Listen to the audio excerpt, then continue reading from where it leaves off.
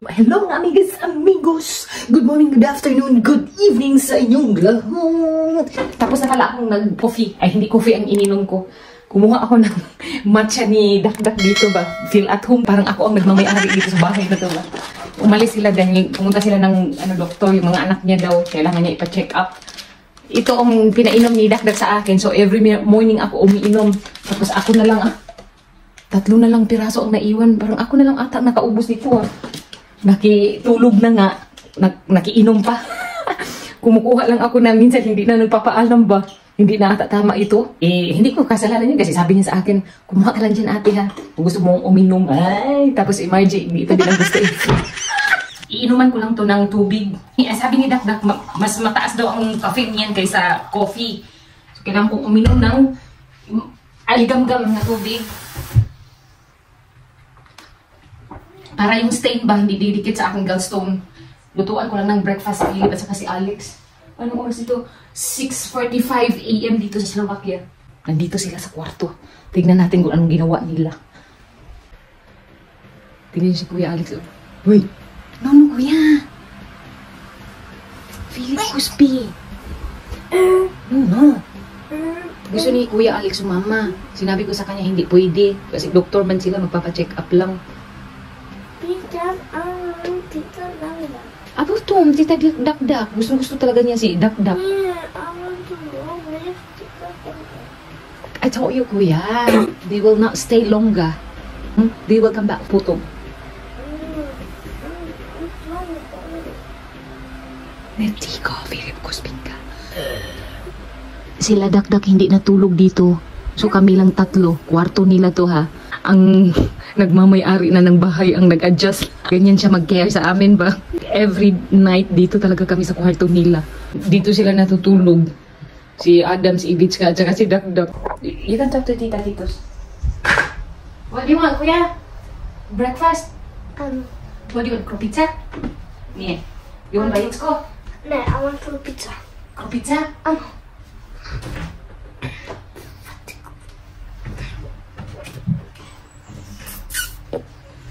Sige, Salo. Gusto na din yung magsalita sa harapan niya. Tapos ano naman niya?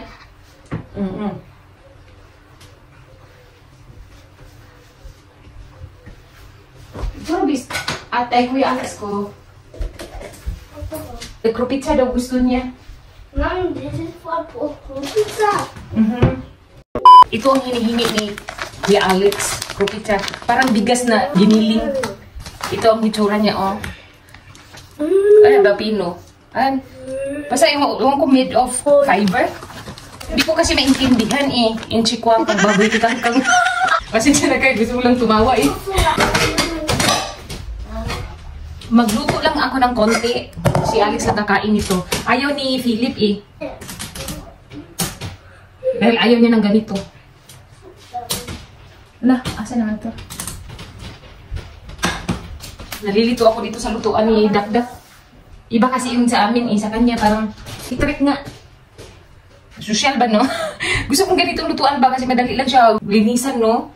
Yung sa amin kasi patanggal-tanggal ba. Hindi siya hassle linisan. Naluto na yung kropizza ni Alex ko. Ganyan ang itsura, oh. Parang lugaw sa akin. Hindi ba di? Get yung spoon. Then lalagyan ko lang ng choco powder. Sabi ni Dakdak, expired na ito. Hindi naman ito makaano, mali. 24, ay okay pa, 12.24 man ito. Oh, may expired ang choco powder. Ayan, lalagyan lang dito sa itaas, ganyan. Masarap naman to. Esther, hot ba? Hot. Okay na, papat. It's hot, Kuya.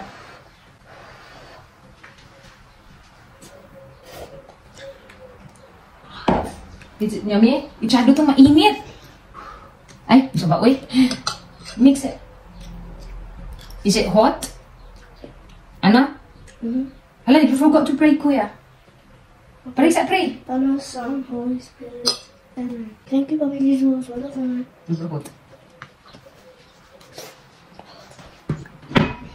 Pumali, Kuya. Very hot. Ito yung breakfast ni Philip.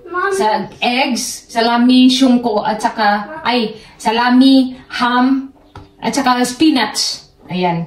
Sinapapat sa Philip ko. No, kasi, spinach. Vegetables makes you stronger. Ano? Show to Titas Titos, be.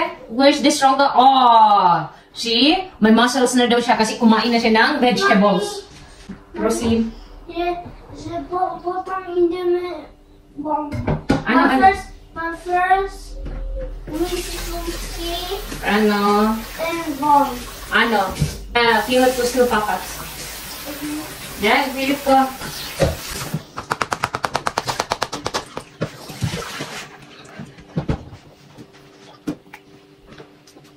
Ang pipipon to Philip ko, ha? Ayaw daw niya ng milk. I am 14. Kaya ito lang, tubig. I am 14. No, Philip ko. 14. Si Papa. Auntie! Ants. Ano? Ibibigay namin sa mga manok. Pero na, hindi na.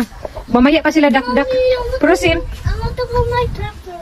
Okay, take it. Kuya, prosim ka. What? Kaya kanina pa to sila nag-aabang sa akin kung kailan daw ako bababa para daw magpakain na kami ng mga manok. Gustong-gusto nila magpakain ng mga manok. Kaya sinabihan ko si Philip at saka si Alex na i-inform na namin si Vladimir na bibili ng manok. Para may kalingawan sa bahay ba? Boring kaya dito sa Slovakia kung walang mga alaga ba? Walang garden. Okay. Mas maigi na nga to dito kinadak-dak eh. Dahil may siya, garden at saka manok. So, hindi na siya masyadong maboard. Ay, yung oras niya dito, maubos sa gardening. Open the gate. Prosim. Do it properly. Philip. Can you do it? Opa! Usano, pusor. Ang bis. Ay, bilang pala kasi isa lang. No, pusor ha. Mga gat yan. Laka. Yun ang B na masakit mga gat. Natakot si Kuya Alex sa B.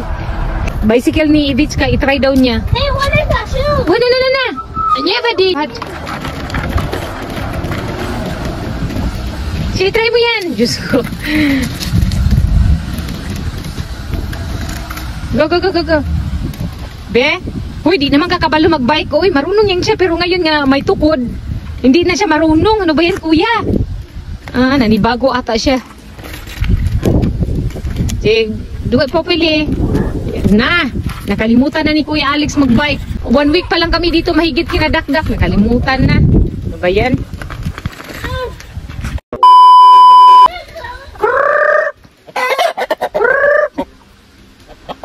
Alam mo kung maglagay talaga ng Ito, may mga naman to yung ang tawag nito mga mumuho ba?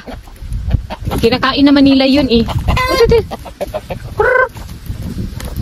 Nandito din ang dalawang aso aso ng kapitbahay niya ni Dakdak. Gustong-gusto nila dito magstay kay Dakdak. Siguro na gusto nila makipaglaro sa mga bata. Yung mga asong yan. Tinutuka naman nila to. Ay, ba't ang aso na nandito? Ano ba yan? No, toy! Uy, huwag mong kainin yan. Sa mga manok yan.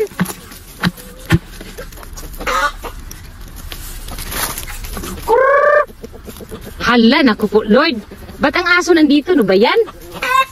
No. Niye, ha? Niye. Hindi pala ito makaintindi ng English. Slovak pala ito. Niye. Niye palo, ha? Niye. Huwag mong paluin yung mga manok. Prosim? Hala. Umalis na yung mga manok. Umasok kasi yung dalawang aso. Niye, Philip ko. No. Pwede di na. Mag-harvest tayo ng fruits. Babalik yan sila mamaya. Paglaro si Kuya Alex sa aso. Wow, shikal ni. Hey, give it up!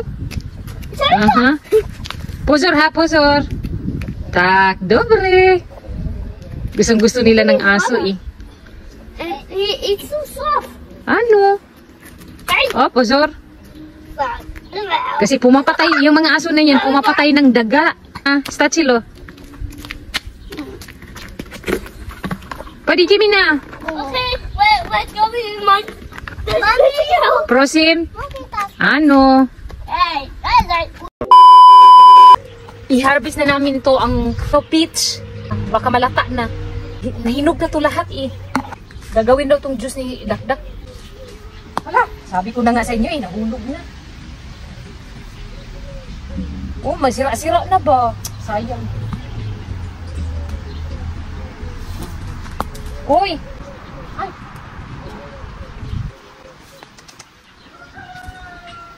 Dapat siguro tanggalin na to lahat ba? Kasi yung iban, oh, may butas na. Ay, Diyos ko, sayang naman ito. Mahal pa naman to sa shop.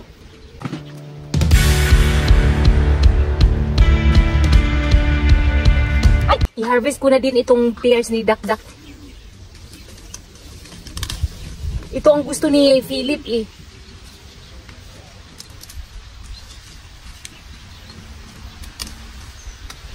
Matamis kasi yung pears niya ba? Ito oh. Tapos ano pa, crunchy. Philip ko! Hindi na kailangang hugasan. Galing naman to sa puno eh. Ano ba ito? Awatin. Kakat? This one. Ano? Yan na. Kubkuba. Siya to tita, titos ka. Is it yummy? Ano? Parang kami lang ang nagmamay-ari ng prutasan na to ah.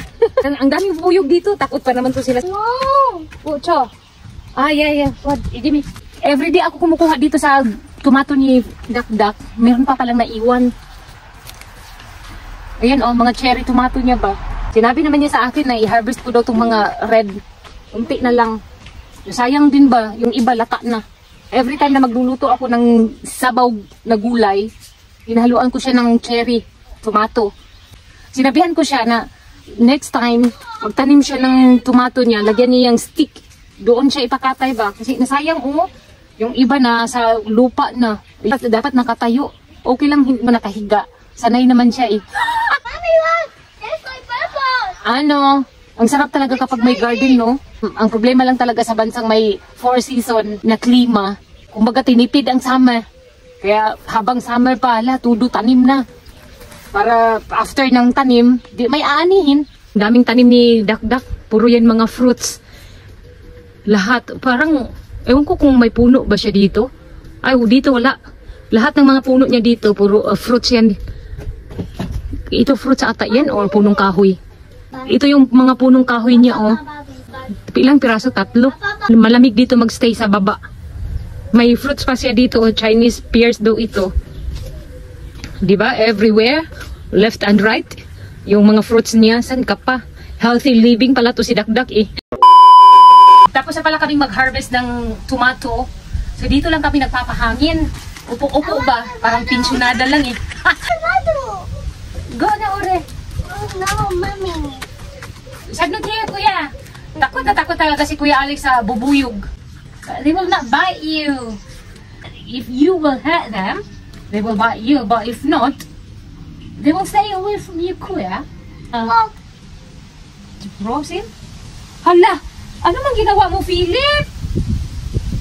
Pinisa niya yung tomato. Never din, na everywhere seeds. Everywhere. You got a lot of seeds, Philip.